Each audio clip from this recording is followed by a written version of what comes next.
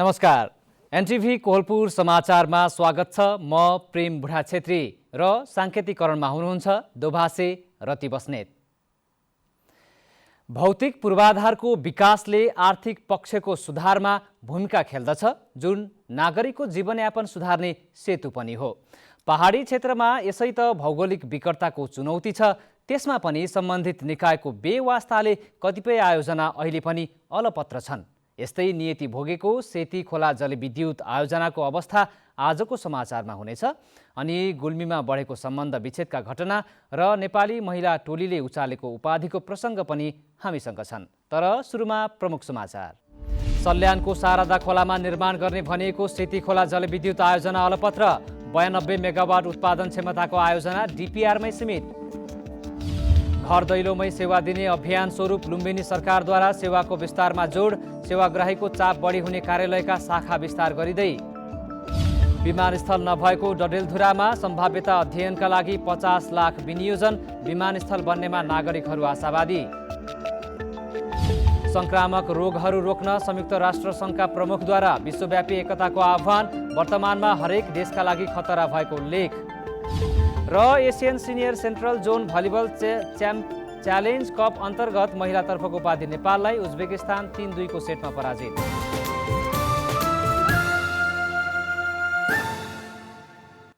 समाचार अब विस्तारमा। सल्यानको शारदा खोलामा निर्माण गरिने भनिएको सेती खोला जलविद्युत आयोजना अलपत्र परेको छ। कालीमाटी 3 रहेको सेती खोला जलविद्युत आयोजनाबाट 92 मेगावाट विद्युत उत्पादन हुने अध्ययन गरिएको थियो। आयोजनाको डिपिआर समेत भइसके पनि अहिलेसम्म कुनै काम अघि बढेको छैन। सङ्घीय सरकारले शारदा नदी स्थित सेती खोलामा बाँध बनाएर दाङको पुरुन्धारा स्थित सल्लेरीमा पानी झारी त्यहाँबाट बिजुली निकाल्ने गरी डिपिआर गरेको थियो। 2039 सालमा सर्वे गरिएको आयोजनाका लागि 2077 देखि विशेष चासो दिइएको थियो। 2072 मा डिपिआर गरिएको आयोजनामा अहिलेसम्म 1 रुपैयाँ पनि छुट्याइएको छैन। आयोजनामा सरकारले व्यवस्था गरेको स्थानीयले बताएका छन्। मसिन ससिन ल्याएर काम गर्यो, 2-3 वर्ष राख्यो, सामान भाडामा घरमा राख्यो, भाडा तिर्यो, पछि सामान उठाएर पनि सामान लयो, सरकारले कामै गर्न सकेन, यस्तै थकित राख्यो। बिहारमा ड्यामको गहिराई 121 मिटर हुने उल्लेख छ। डुबान क्षेत्रमा पर्ने रामपुर आसपासका करिब 600 परिवारलाई मुआब्जा दिनुपर्ने प्राविधिक टोलीले निष्कर्ष निकालेको थियो। सरकारले डिपिआर गरेको लामो समयसम्म पनि काम नगरेपछि गाउँपालिकाले अब जलविद्युत निकाल्न बन्द गर्ने जनाएको छ। आयोजनाबाट गाउँपालिकामा ठूलो धनजनको क्षति हुने देखिएपछि अनुमति नदिएको कालीमाटी गाउँपालिकाले जनाएको छ। यहाँको बस्ती उठाउनु पर्ने, बस्ती उठाउँदाखेरि उहाँहरूलाई लाने कहाँ त सानो अब ऐलानी जग्गा भए पनि थोरैमा भए पनि उहाँहरूले अब यो पहाडी क्षेत्र भएको कारणले कतै बाख्रा पालन गरेर भैँसी पालन गरेर केही गरेर जीविकोपार्जन गर्नुभएको छ। एकदमै अब गरिब भएको कारणले गरिब जनता र थोरै जग्गामा पनि यहाँ केही न केही गरेर खान सक्ने ठाउँ, त्यो कारणले पनि अब बाहिर जाँदाखेरि के गर्ने त, सरकारले बाहिर व्यवस्थापन गर्न घर त अब एक ठाउँमा लगेर व्यवस्थापन गर्ला, घर देला, तर घरले मात्रै सबै कुरा बस्नलाई खानलाई नहुने, त्यही कारणले थोरै जग्गामा यहाँ केही स्रोत बनाउन सक्ने त्यस्तो वातावरण छ। त्यो कारणले गर्दाखेरि पनि बस्तीहरू उठाउन सकिएन। मेन कारण त बस्ती उठाउन सकिएन, त्यो कारणले जलविद्युत बन्न सकेन। सेती खोला जलविद्युत आयोजना निर्माण भएपछि रोजगारीका साथै विद्युतीकरणमा सहयोग पुग्ने अपेक्षा गरेका स्थानीय निराश बनेका छन्। सल्यानको बहुउपयोगी ठूलो योजना कागजमा सीमित हुन नदिन सरकारवालाले समयमै पहल लिन जरुरी छ। प्रत्येक इच्छुक शर्मा, नेपाल टेलिभिजनका लागि सल्यान। लुम्बिनी प्रदेश सरकारले जनताको घर दैलोमै सेवा दिने अभियान स्वरूप सेवाहरूको विस्तारलाई तीव्रता दिएको छ। सरकारले सेवाग्राहीको चाप बढी हुने कार्यालयका शाखाहरू जनतालाई पाएक पर्ने ठाउँमा खोल्ने कामलाई प्रभावकारी बनाउँदै लगेको छ। लुम्बिनी प्रदेश सरकारले नवलपरासी र कपिलवस्तुमा यातायात व्यवस्था सेवा कार्यालय स्थापना गर्ने निर्णय गरेको छ। त्यस्तै टेलिभिजन र रेडियोहरूको नवीकरण शुल्क छुट दिने निर्णय पनि प्रदेश मन्त्री परिषदले गरेको छ। प्रदेश मन्त्री परिषदको बैठकले कपिलवस्तु र नवलपरासीमा यातायात व्यवस्था सेवा कार्यालय स्थापना गर्न ती कार्यालयहरूको संगठन, संरचना र दरबन्दी स्वीकृति गरेको छ। यो निर्णयसँगै श्रम रोजगार तथा यातायात व्यवस्था मन्त्रालयलाई नवलपरासी र कपिलवस्तु जिल्लामा यातायात व्यवस्था सेवा कार्यालय स्थापना गर्ने बाटो खुलेको छ। मन्त्री परिषद बैठकले लुम्बिनी प्रदेशबाट इजाजत प्राप्त टेलिभिजन र एफएम रेडियोहरूका लागि आर्थिक वर्ष 2078-79 को इजाजत पत्र नवीकरण दस्तुर छुट गर्ने निर्णय पनि गरेको प्रदेश सरकारका प्रवक्ता समेत रहनुभएका आन्तरिक मामिला तथा सञ्चार मन्त्री तिलकराम शर्माले जानकारी दिनुभयो। अब सबै प्रदेशमा नआइसकेको हाम्रो लोकसेवा पनि अगाडि नबढेको स्थितिमा अस्थायी कार्यालयको रूपमा छ, त्यहाँ दरबन्दीहरूलाई हामीले स्वीकृत गर्ने काम चाहिँ गरेका छौँ। यो निरन्तरता हिजोको कामको निरन्तरता हो। पनि यस्तै गरी मन्त्री परिषद बैठकले प्रदेश सरकार वित्तीय सुशासन जोखिम मूल्याङ्कन कार्यविधि 2078 स्वीकृत गर्नुका साथै प्रदेश स्वास्थ्य उपचार विशेष आर्थिक सुविधा निर्देशिका 2078 स्वीकृत गरेको छ। बैठकले प्रदेश राजधानी बनाउनका लागि जग्गा प्राप्त गर्न र राजधानी निर्माणका लागि संघीय सरकारसँग रकम माग गर्ने निर्णय पनि गरेको प्रवक्ता शर्माले बताउनुभयो। त्यस्तै पर्यटन ग्रामीण तथा प्रदेश सरकारको राजधानीका लागि जग्गा प्राप्त गर्ने सम्बन्धमा निर्णय गरिएको छ। त्यो संघीय सरकारसँग राजधानी निर्माण गर्नको लागि चाहिँ जग्गा उपलब्ध गराइदिने भने त्यहाँ। त्यस्तै बैठकले प्रदेश स्वास्थ्य संस्था स्थापना सञ्चालन नवीकरण तथा स्तर उन्नति पहिलो संशोधन नियमावली स्वीकृत गर्नुका साथै प्रदेश सरकार मातहतका कार्यालयहरूमा रहेको अस्थायी संगठन संरचना र दरबन्दीको म्याद चालु आर्थिक वर्षको असार मसान्तसम्मका लागि थप गर्ने निर्णय पनि गरेको छ। मन्त्री परिषद बैठकले दाङको बालुवाङ स्थित स्वास्थ्य चौकीलाई 50 सयमा स्तर उन्नति गरी प्रदेश मातहतमा सञ्चालनमा ल्याउन संघीय सरकारसँग माग गर्नुका साथै राप्ती प्राविधिक शिक्षालय दाङलाई गडवा 3 दाङ स्थित सरस्वती माविको जग्गा हस्तान्तरण गर्न संघीय सरकार समक्ष अनुरोध गर्ने निर्णय गरेको प्रदेश सरकारका प्रवक्ता शर्माले जानकारी दिनुभयो। डडेलधुरामा विमानस्थल सम्भाव्यता अध्ययनका लागि 50 लाख रुपैयाँ विनियोजन गरिएको छ। संस्कृति पर्यटन तथा नागरिक उड्डयन मन्त्री प्रेमबहादुर आलेको अध्यक्षतामा बसेको नेपाल नागरिक उड्डयन प्राधिकरणको बैठकले सम्भाव्यता अध्ययनका लागि 50 लाख विनियोजन गरेको हो। सुदूरपश्चिमको पहाडी जिल्ला डडेलधुराको अजयमेरु गाउँपालिका 1 पुइलेकमा विमानस्थल निर्माणका लागि हालै सर्वे सुरु गरिएको थियो। गत वर्ष संस्कृति पर्यटन तथा नागरिक उड्डयन मन्त्रालयको टोलीले अजयमेरु गाउँपालिका 1 पुइलेकमा विमानस्थल निर्माणका लागि उपयुक्त रहेको निष्कर्ष निकालेको थियो। वातावरणीय प्रभाव मूल्याङ्कन र थप सम्भाव्यता अध्ययनका लागि 50 लाख विनियोजन गरिएको जनाइएको छ। सुदूरपश्चिमको पहाडी जिल्ला डडेलधुरा विमानस्थल नभएको एकमात्र जिल्ला हो। त्यहाँका 7वटै पहाडी र 2वटा तराईका जिल्लामा विमानस्थल छ। डडेलधुरामा विमानस्थल बने यहाँका नागरिकको आय स्तरमा समेत वृद्धि हुने अपेक्षा गरिएको छ। बजेट विनियोजन भएपछि डडेलधुरामा विमानस्थल बन्नेमा नागरिकहरू आशावादी देखिएका छन्।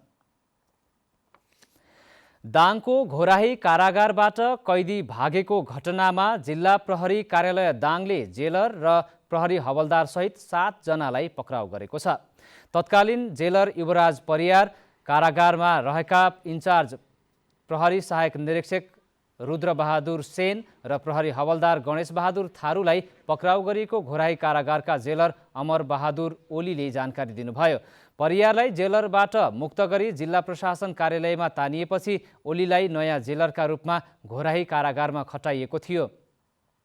कैदी भगाउन सहयोग गरेको देखिएपछि तत्कालीन जेलर परियार, प्रहरी इन्चार्ज र हवलदारलाई पक्राउ गरी अनुसन्धान थालिएको प्रहरीले जनाएको छ। यसअघि 2 जना महिला प्रहरी जवान धनबहादुर चौधरी र अर्का 1 जना पुरुष पक्राउ परिसकेका छन्। हत्या आरोपमा जेल जीवन बिताइरहेका एमराज परियारलाई उपचार गर्न राप्ती स्वास्थ्य विज्ञान प्रतिष्ठान लगेका धनबहादुर चौधरी अस्पताल नगएर होटेलमा पुगेको र परियार त्यहीँबाट भागेको देखिएको प्रहरीले जनाएको छ। समाचारको क्रम जारी नै छ। अहिलेलाई एकैछिनको विश्राम।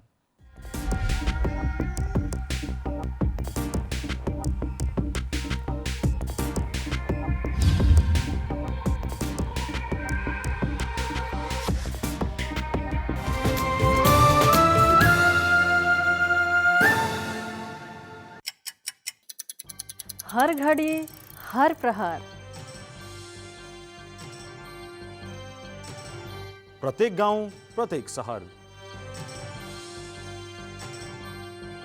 के निकट के विकट। हरेक स्थितिमा, हरेक परिस्थितिमा नीति, विधि र प्रतिनिधिका कुरा, प्रकृति, संस्कृति र प्रविधिका कुरा। हाम्रो समाचार, तथ्य, सूचना, निष्पक्ष विचार, हाम्रो अभिभारा, तपाईको सूचनाको अधिकार।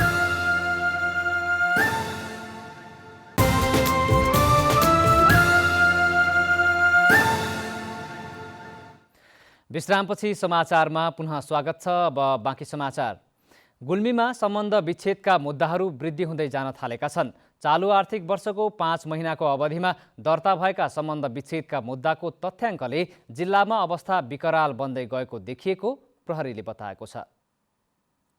जिल्ला अदालत गुल्मीमा चालु आर्थिक वर्षको 5 महिनाको अवधिमा 390 थान मुद्दा दर्ता भएका छन्, जसमा 161 मुद्दाको फैसला भइसकेको र 229 मुद्दा फैसला हुन बाँकी रहेका छन्। यी मुद्दाहरू मध्ये 42% मुद्दाहरू सम्बन्ध विच्छेदका रहेका छन्, जसमध्ये 134 थान मुद्दा सम्बन्ध विच्छेदका दर्ता भएका छन्। दर्ता भएका मध्ये 80 थान मुद्दाको फैसला भएको छ भने 54 थान मुद्दा बाँकी रहेका छन्। सम्बन्ध विच्छेदका मुद्दा दर्ता गर्ने उमेर समूहमा 20 वर्षदेखि 30 वर्षभित्रका धेरै रहेको जिल्ला अदालत गुल्मीका तहसिलदार रामबहादुर कुँवरले बताउनुभयो। सम्बन्ध विच्छेद का मुद्दा दर्ता गर्ने उमेर समूहहरूमा 20 वर्षदेखि 30 वर्षका पुरुष र महिलाहरू अधिकांश रहेका र 50-55 वर्षसम्मका मानिसहरूले सम्बन्ध विच्छेद गर्ने गरेको अवस्था रहेको छ।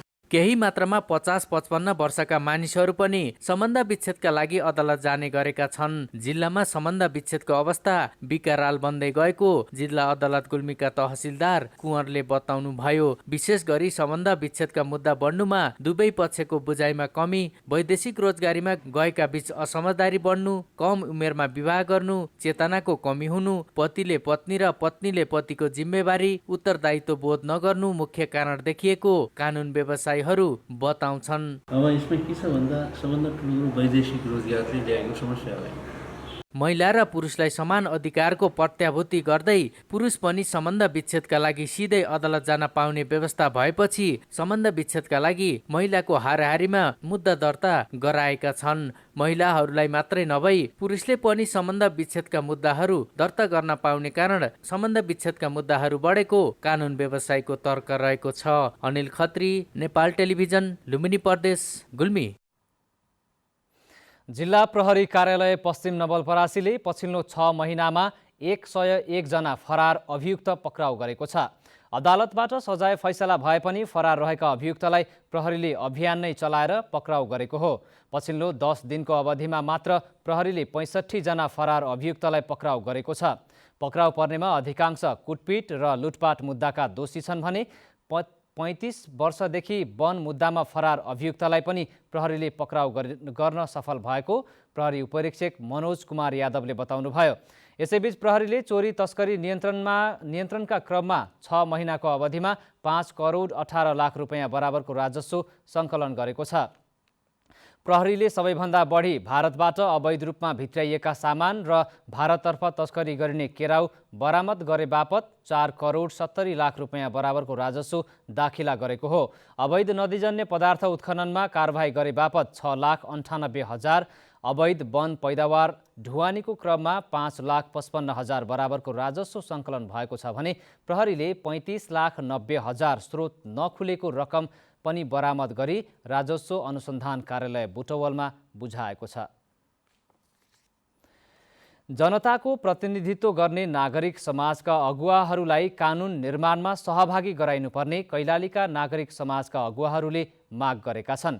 जनताको सहभागितामा बनाइएका कानुन कार्यान्वयनमा सहजता हुने र जनताका आवश्यकता अनुसार बन्ने भएकाले कानुन निर्माण गर्दा 3 तहकै सरकारले जनसहभागितालाई ध्यान दिन आवश्यक रहेको बताइएको छ। तर सुदूरपश्चिम प्रदेश सरकारले कानुन निर्माण गर्दा जनताको सहभागिता गराउन नसकेको उनीहरूको गुनासो छ। सुदूरपश्चिम प्रदेश सरकारले हालसम्म 57 वटा कानुन निर्माण गरिसकेको जनाएको छ। 10 वटा नियमावली र 6 वटा अध्यादेश बनाइसकेको प्रदेश सरकारले जनाएको छ। तीन तहका सरकारका आफ्नै नीति कार्यक्रम र कानुनहरू बनिरहेका छन्, तर जनताका लागि बन्ने ती कानुनहरू निर्माण गर्दा जनसहभागितालाई नै ख्याल नगरिएको जनगुनासो बढेको छ। यसै सन्दर्भमा हामीले कैलालीका केही नागरिकलाई उनीहरूको धारणा लिएका छौँ। हेरौँ आजको आवाजमा।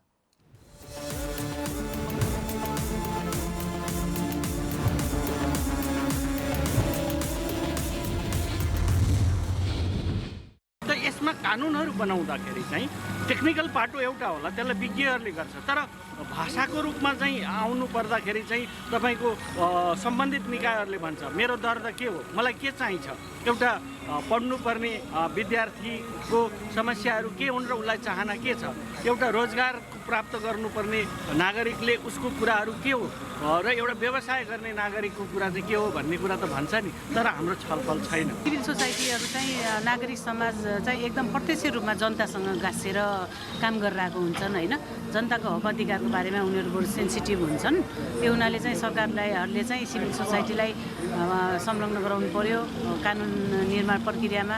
विभिन्न थिम अनुसारको जुन अपाङ्गता भएको व्यक्तिहरूको होइन, अनि त्यसै गरी महिला बालबालिका आदि क्षेत्रमा कार्यरत सिभिल सोसाइटीले चाहिँ धेरै विज्ञता हासिल गर्ने भएको हुनाले सिभिल सोसाइटी भन्नाले अर्गनाइजेसन पनि हो र व्यक्ति पनि हो, विज्ञहरूलाई पनि संलग्न गराइयो। सहभागिता गराउनुपर्छ, त्यसको ओनरसिप लिनको लागि, त्यसलाई वास्तविक रूपमा चाहिँ कार्यान्वयनमा लैजानको लागि चाहिँ विभिन्न दलित, अल्पसङ्ख्यक, महिला लगायतका तपाईँहरू लक्षित वर्गहरूलाई तपाईँहरूले समावेश गराउनुपर्छ। कहाँ चाहिँ कस्तो खालको गर्दा हुन्छ कानुनहरूको त्यो स्थानीयहरूका लागि अथवा चाहिँ हामीलाई बन्ने कानुनहरूमा कुनै कस्तो खालको इनपुट दिन सकिन्छ भन्ने कुरा नागरिक समाज विज्ञ हुन्छ यो मामलामा। कुन त्यो विज्ञ भनेर विज्ञता हासिल गरेको भन्दा नि हामीले चाहिँ व्यावहारिक रूपमा हाम्रो अनुभवले चाहिँ त्यो हामीलाई सिकाएको छ, हामीले उहाँहरूलाई सहयोग गर्न सक्छौँ। त्यस कारणले यो नागरिक समाजका अङ्गहरू अझ विशेष गरी कानुन व्यवसायीहरू भयो, बार एसोसिएसन लगायतका जुन चाहिँ सङ्घ संस्थाहरू छन् जुन कानुनमै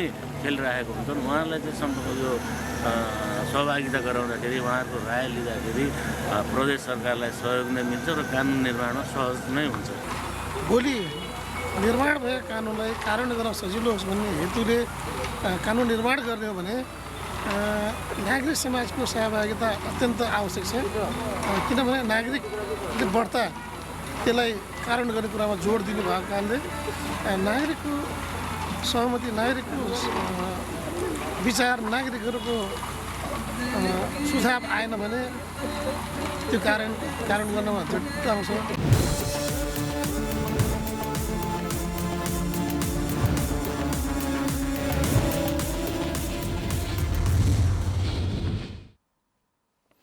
समाचारको क्रम जारी नै छ, एकैछिनको विश्राम।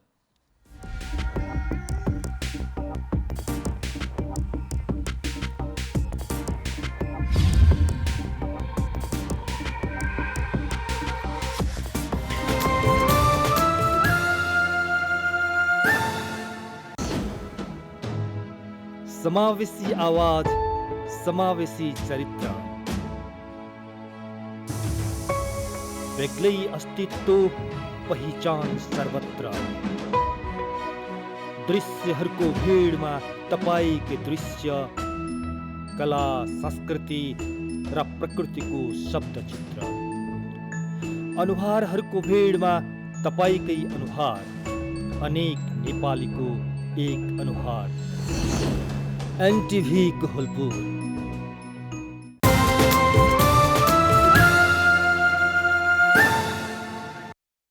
तपाईँ एनटिभी कोहलपुर हेर्दै हुनुहुन्छ। अब बाँकी समाचार।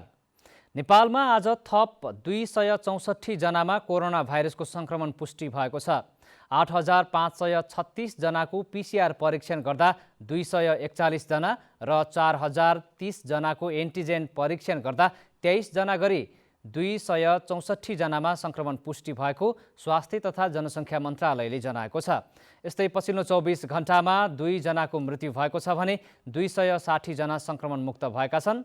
आज थपिएकासँगै नेपालमा कोरोना संक्रमितको कुल सङ्ख्या 9,23,937 पुगेको छ भने आज मृत्यु भएका सहित नेपालमा मृत्यु हुनेको सङ्ख्या 11,588 पुगेको छ। यस्तै 8,11,265 जना संक्रमण मुक्त भएका छन् मन्त्रालयका अनुसार हाल देशभर सक्रिय सङ्क्रमितको सङ्ख्या 4,910 जना रहेको छ। अब अन्तर्राष्ट्रिय समाचार।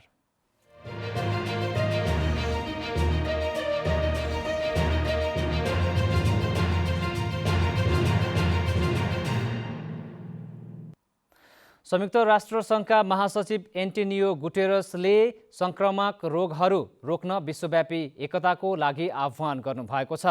हिजो परेको अन्तर्राष्ट्रिय महामारी दिवसको अवसरमा दिनुभएको भिडियो सन्देशमा गुटेरसले विश्वव्यापी एकताका लागि आह्वान गर्नुभएको हो। कोभिड-19ले संक्रामक रोगले संसारभरि सम्पूर्ण मानवताको दैनिक जीवनलाई कसरी प्रभावित पार्छ भन्ने देखाएको उहाँको भनाइ छ। हालसालै देखिएका सार्स, एभियन इन्फ्लुएन्जा, जिका, इबोला र अन्य जस्ता स्वास्थ्यका आपतकालीन पाठहरू सिक्न नसकेको हाम्रो असफलता पनि प्रकट गरेको महासचिवले बताउनु भएको छ। संक्रामक रोगहरू हरेक देशका लागि वर्तमान खतरा रहेको उल्लेख गर्दै गुटेरसले कोभिड-19 मानवताका लागि अन्तिम महामारी नहुने बताउनु भएको छ। विश्वले यस स्वास्थ्य सङ्कटलाई प्रक्रिया दिँदा पनि अर्कोको लागि तयारी गर्नुपर्ने आवश्यकता रहेको उहाँले बताउनु भएको छ। अब आर्थिक समाचार।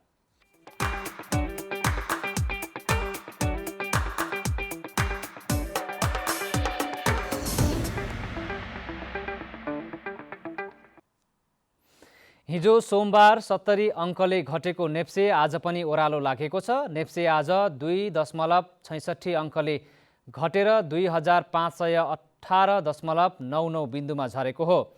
आज व्यापार, फाइनान्स, माइक्रो फाइनान्स, विकास बैंक, जलविद्युत र अन्य समूहको सेयर सामान्य बढे पनि अरू समूहको सेयर घटेको छ। आज 230 कम्पनीका 58,28,000 किता सेयर 3 अर्ब 12 करोड 55 लाख रुपियाँमा कारोबार भएका छन्। यस्तै सबैभन्दा धेरै हिमालयन डिस्टिलरीको 26 करोड 39 लाख रुपियाँको सेयर किनबेच भएको छ। आज गोर्खाज फाइनान्सको सेयर सबैभन्दा धेरै 10%ले घटेको छ। मध्य भोटेकोसी जलविद्युत कम्पनीको सेयर भने 10%ले बढेको छ। अब खेलकुद समाचार।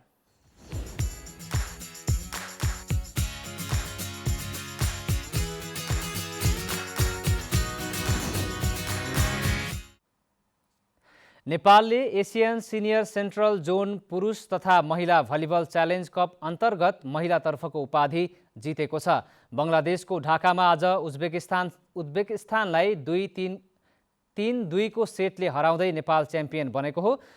साबिक विजेता समेत रहेको नेपालले पहिलो सेट 25-24 ले जितेको थियो। दोस्रो सेटमा उज्बेकिस्तान 25-24 ले विजयी भयो। तेस्रो सेट नेपालले 25-15 ले जित्यो। चौथो सेट उज्बेकिस्तानले 25-22 ले जित्दै खेल 2-2 को अवस्थामा पुगाएको थियो।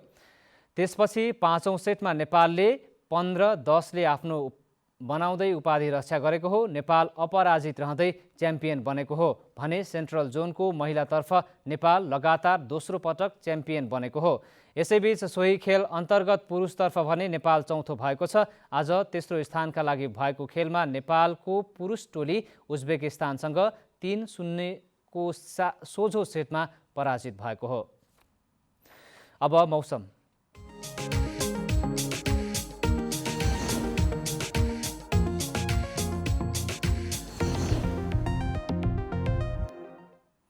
आज देशभर सामान्यदेखि पूर्णतया बदली रही धेरै स्थानहरूमा हल्कादेखि मध्यम वर्षा र उच्च पहाडी तथा हिमाली भूभागका केही स्थानमा हल्कादेखि मध्यम हिमपात भयो। यस्तै आज राति देशका उच्च पहाडी तथा हिमाली भूभागका धेरै स्थानहरूमा हल्कादेखि मध्यम हिमपातको पनि सम्भावना रहेको छ। अब मौसम सम्बन्धी थप विवरण।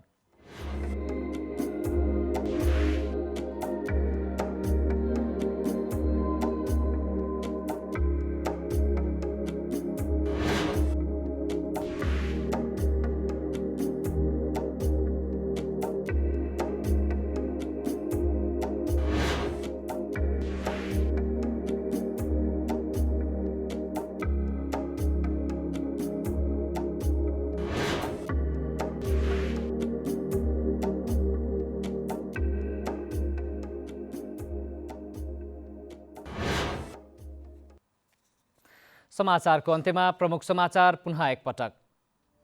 सल्यानको शारदा खोलामा निर्माण गर्ने भनिएको सेती खोला जलविद्युत आयोजना अलपत्र 92 मेगावाट उत्पादन क्षमताको आयोजना डिपिआरमै सीमित। घर दैलोमै सेवा दिने अभियान स्वरूप लुम्बिनी सरकारद्वारा सेवाको विस्तारमा जोड, सेवाग्राहीको चाप बढी हुने कार्यालयका शाखा विस्तार गरिँदै।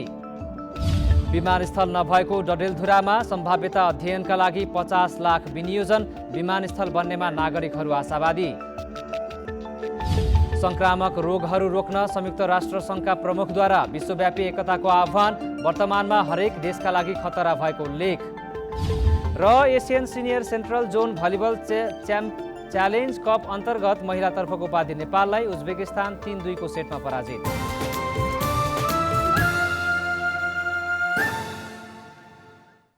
हवस् त अहिलेलाई समाचारको सिलसिला यति नै। बिदा दिनुहोस्। नमस्कार।